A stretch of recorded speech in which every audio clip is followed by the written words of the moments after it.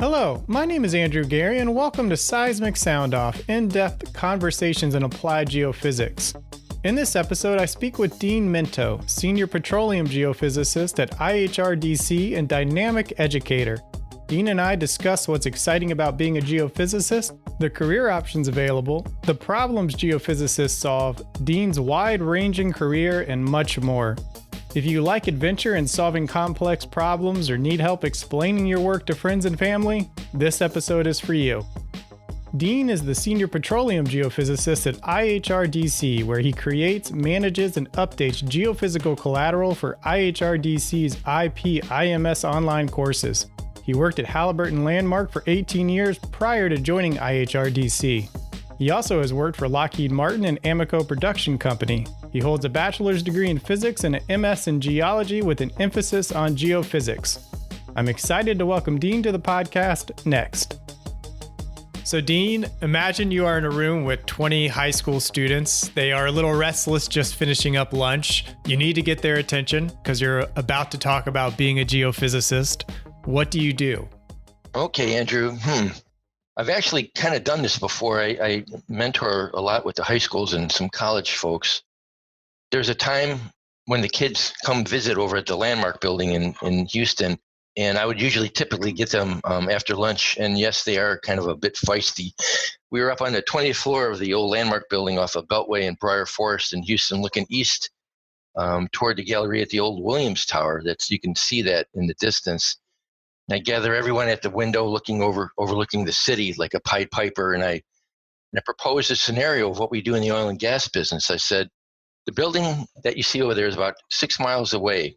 And what we do here is we can drill a well and target the 10th floor of the Williams Tower, about the size of a large dinner plate, like through 5,000 feet of water and 5 miles of rock, blind with your hands tied behind your back. How would you like to learn how to do that and make really good money at the same time? Well, you get their attention for the rest of the hour, and the kids love that each time. So that's kind of typically what I do. When you are in these rooms with these students, are most of them hearing about geophysics for the very first time?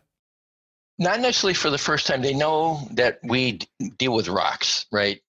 Geologists, deal with rocks, but geophysicists, there's a little bit a different cut, a different breed.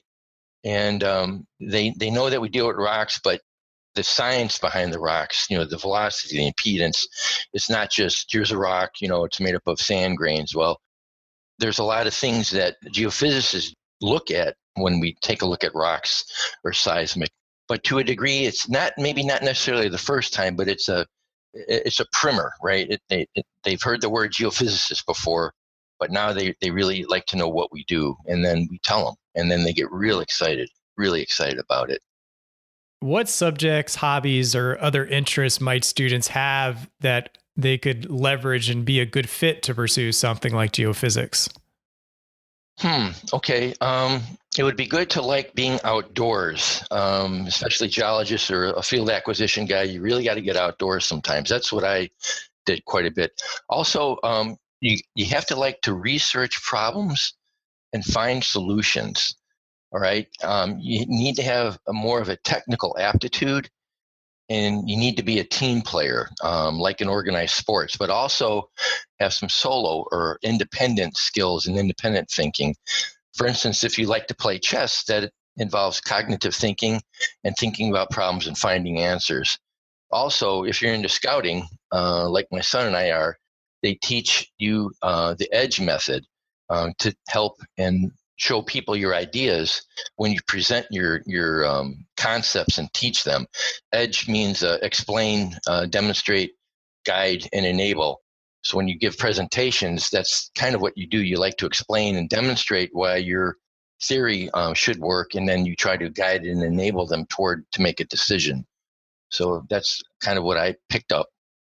When I think of presenting to high school students, I always kind of think of a show and tell.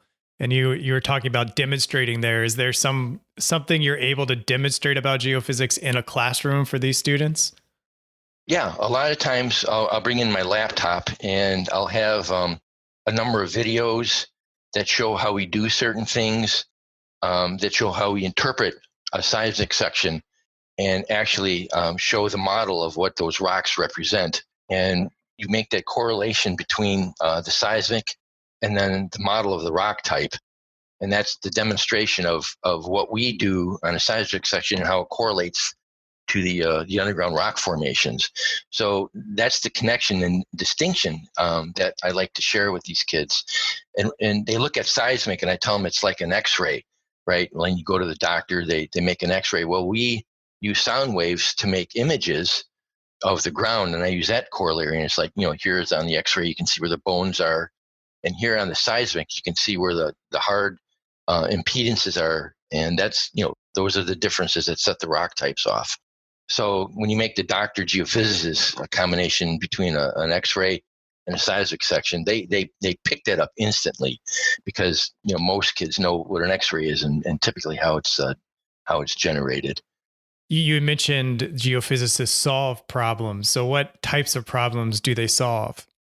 It's like we solve technical challenges, right? What we like to do is acquire the best data in the field and then determine what processing parameters we use to pull the best signal out of the data. So that's a problem, and that's a challenge. So we design our wave tests in the field and our processing flows.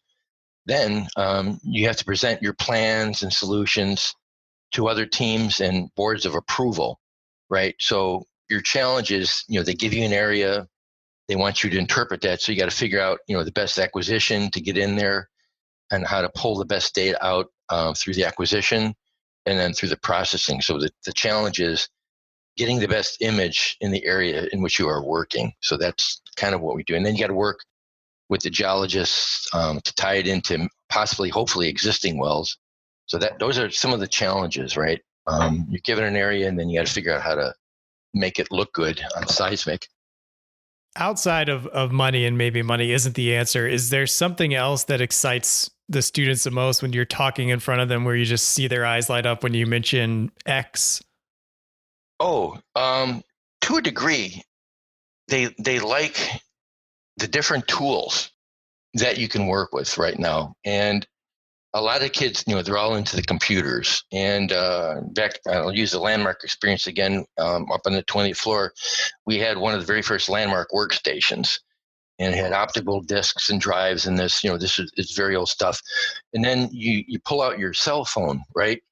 And you show that to them and say, this cell phone has more memory and can do more things than that big box, that big console that you're looking at.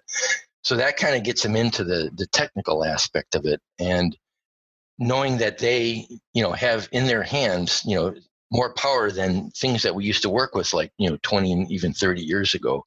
That fascinates them and lets them know that they can possibly have the technology merits to actually do what we do.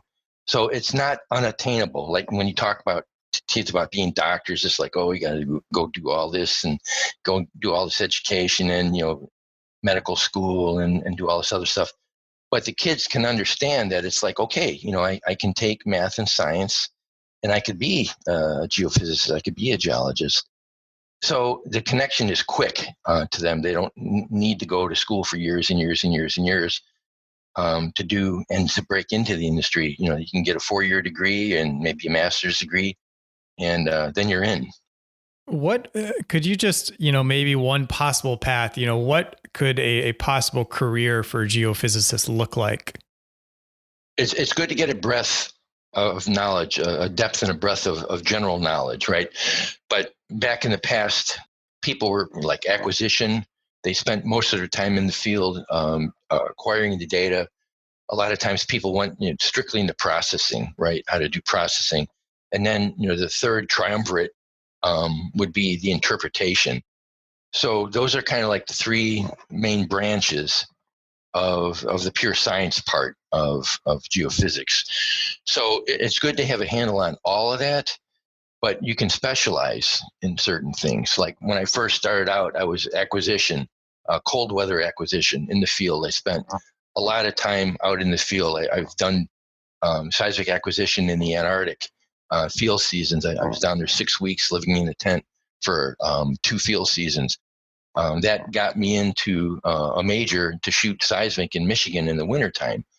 So, and that was acquisition. And then once that kind of led its course, they said, okay, let's see how the processing is. Let's process your acquisition. And that got very exciting. You can pull things out. And then people were giving me things that were very difficult acquisition wise. And then I developed processing flows to highlight, the things that they're trying to see. And then you get into the interpretation phase of it. So you try to do all three of them well, but you might want to specialize in maybe one or two of those different triumvirate technologies. I would imagine when students are first thinking or learning about the oil and gas industry, the big companies will come to mind. Are there a lot of other possibilities for a career outside of going to a big company if they don't want to go that route? Definitely. Yes, quite definitely. You get a lot of good, at the big companies, you get a lot of good training. You're exposed to a lot of people who've been doing that for a long time. There's a lot of gray hairs right into that. So you get a good chance to get mentored by someone who's been there, done that, like 10 times. That's all well and good. Majors are very good. They have their place. Mid-sizes are also good, where you have to be a little bit more nimble to pick stuff up. But there's also the smaller independents where you may not have, the plethora of a number of people to mentor. You might just have one person to help you out, or maybe even none. So you can come into the smaller companies too and just make an impact.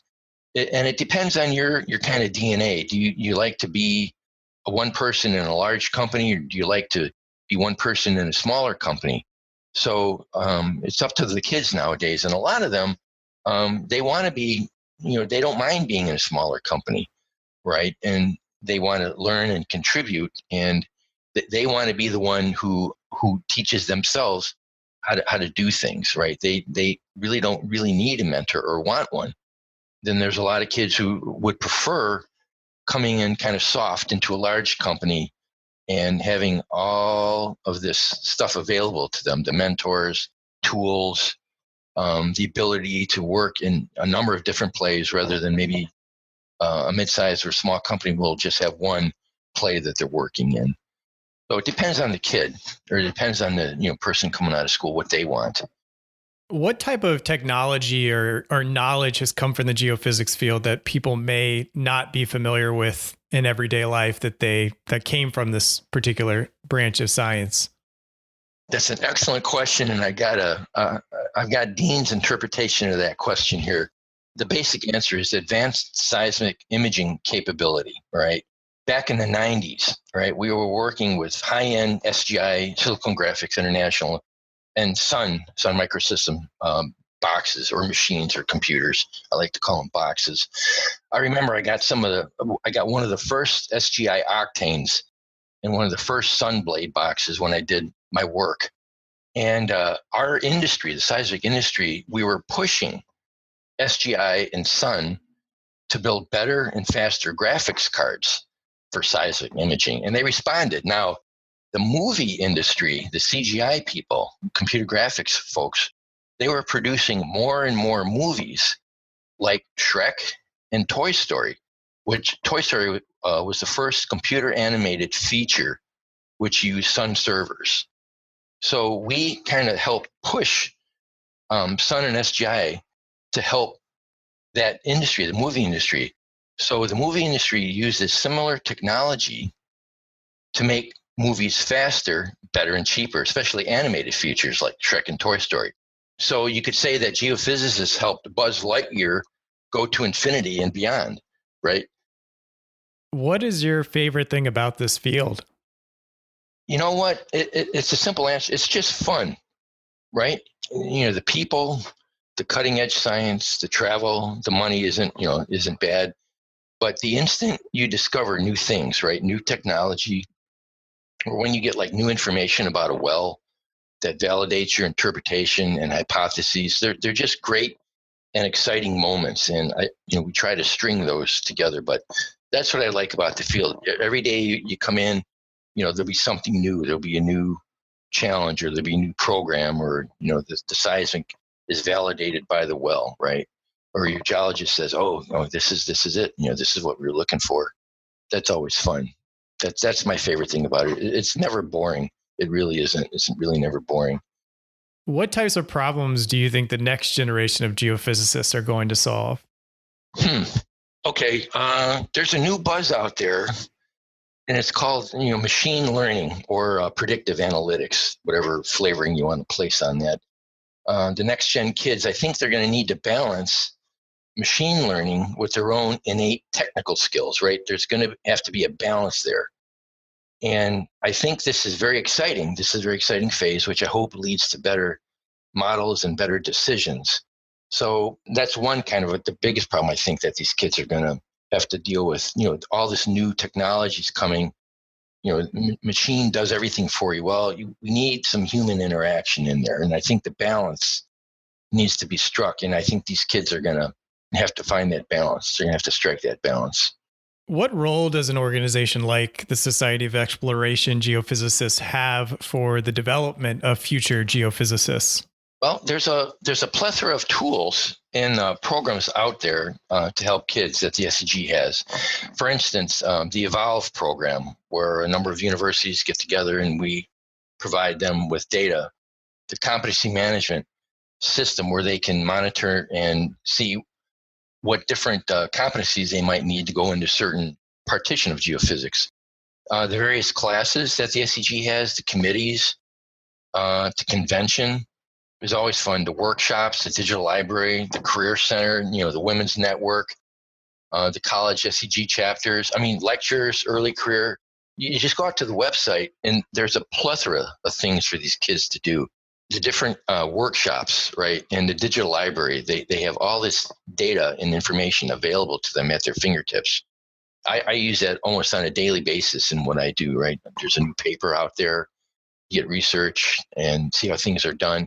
The career center, if these kids are coming right out of school, that could help them out. But there's so many things that these kids can do through the SCG. But just take a look at the website and pull down some of those tabs on the top right side, and there's all kinds of things that can help out through the SCG. Is there any final remarks you'd like to leave for someone, a student hearing about geophysics for the first time, to give them a little nudge to keep looking at it? Oh, just follow your passion. It's just like me. It captured me, right? I did the physics part, and then I went into some geology classes, and it just opened my eyes. I went on some field trips. Look at the rocks, go to see the field cuts, right? That's what it's all about. Just get involved. If you like a certain aspect of it, research it a little bit more. Get into it. Maybe do a paper on it. Maybe a thesis, and maybe possibly even a dissertation. But just get involved and just follow your passion. If you like something in particular, like if you like seismic attributes or certain acquisition things or processing, just follow that, because there's all kinds of niches. Just find your own niche and you'll be happy there, right? Just you determine where your process goes. Ask your mentors, have them help you, but you decide kind of where you want to go. At scg.org/podcast, you will find the complete show notes for this episode. If you enjoy the show, you can subscribe for free to the podcast on Spotify, Google Podcast, or Apple Podcast to be the first to know about new episodes. Seismic Sound Off is sponsored by the SCG Wiki, the place to find hundreds of biographies of geoscientists, open access tutorials, and ongoing translations of SCG's best-selling book, Robert Sheriff's Encyclopedic Dictionary. Type wiki.scg.org into your browser to visit the world's first online geophysics encyclopedia. Original music by Zach Bridges. This episode was hosted, edited, and produced by me, Andrew Geary. The SCG podcast team is Jennifer Crockett, Ashley Rodriguez, Allie McGinnis, and Mick Sweeney. Thank you for listening. This is Seismic Sound Off, signaling off.